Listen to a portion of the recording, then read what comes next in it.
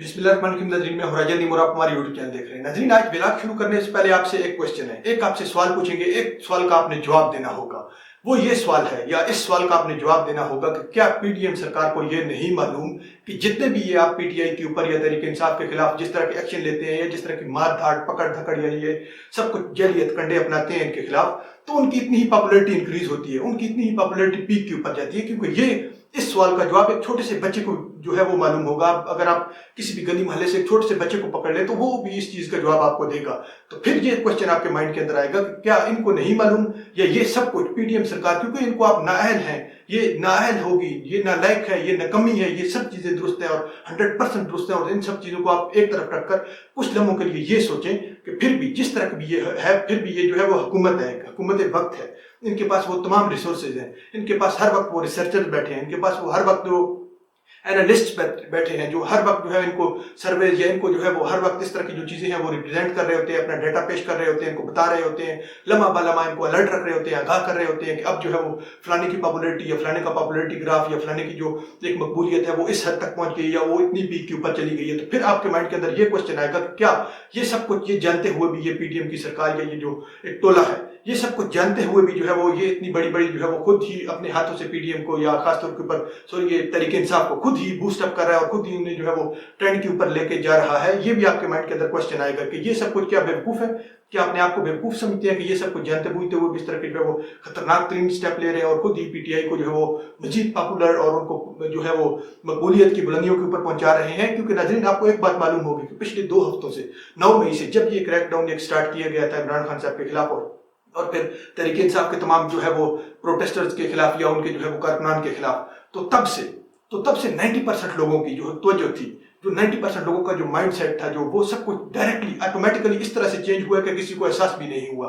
90% लोग, वो लोग जो पहले ये सोच रहे थे कि जिनके माइंड के अंदर ये चीजें चल रही थी कि जी 14 मई को जो है वो इलेक्शन हो जाएगा और फिर जो है वो अगले चंद ही रोज में जो है वो इमरान खान साहब बन जाएंगे, अपने इलेक्शन करा लेंगे और prime minister of Pakistan Imran Khan साहब बन जाएंगे, यही सोच थी, यही थिंकिंग थी। 90% लोग यही चीज सोच रहे थे।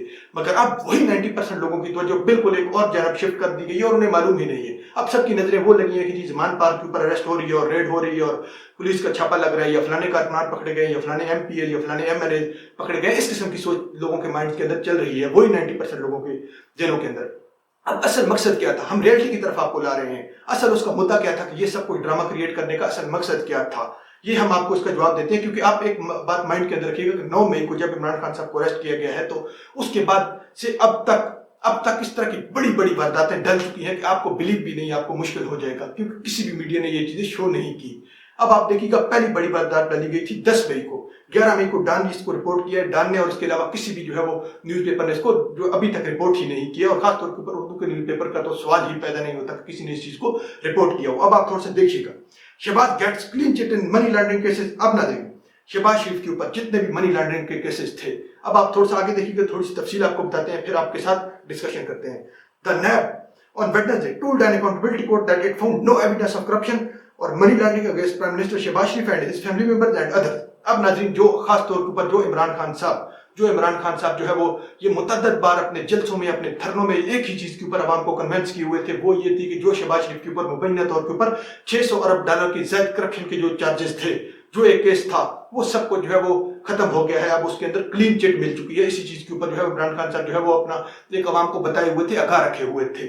और अब आपको ये मालूम होगा जब हम आपके साथ अगली भी एक चीज शेयर करेंगे कि क्यों इमरान खान साहब को गिरफ्तार करना क्यों जरूरी था, क्यों जरूरी बन गया था और 1000% जरूरी बन चुका था कि ये जितनी बड़ी बड़ी वारदातें डाल रहे हैं। अब आप थोड़ा सा देखिएगा, इसी चीज के अंदर आप एक और भी चीज देख लीजिएगा, इधर ये चल रही होगी कि खुद ही नैब इसी चीज के ऊपर जो है इनको फंसा चुका है और खुद ही नैब ने बिलियंस ऑफ डॉलर के। अब आप ये देखिएगा, in this reference the NAB alleged that family members and beneficiaries of PM Shehbaz received fake foreign remittances of billions in their personal bank accounts। यही नैब था जब इनके इक़्तिदार में आने से पहले खुद ये चीज जो है वो कोर्ट के अंदर जाकर कह रहा था, उसी कोर्ट को ये कह रहा था कि बिलियन ऑफ डॉलर की जो है वो इनके ऊपर करप्शन के चार्जेस हैं। मगर अब वही नैब कह रहा है कि ये सब कुछ इनको क्लीन चिट दे दें।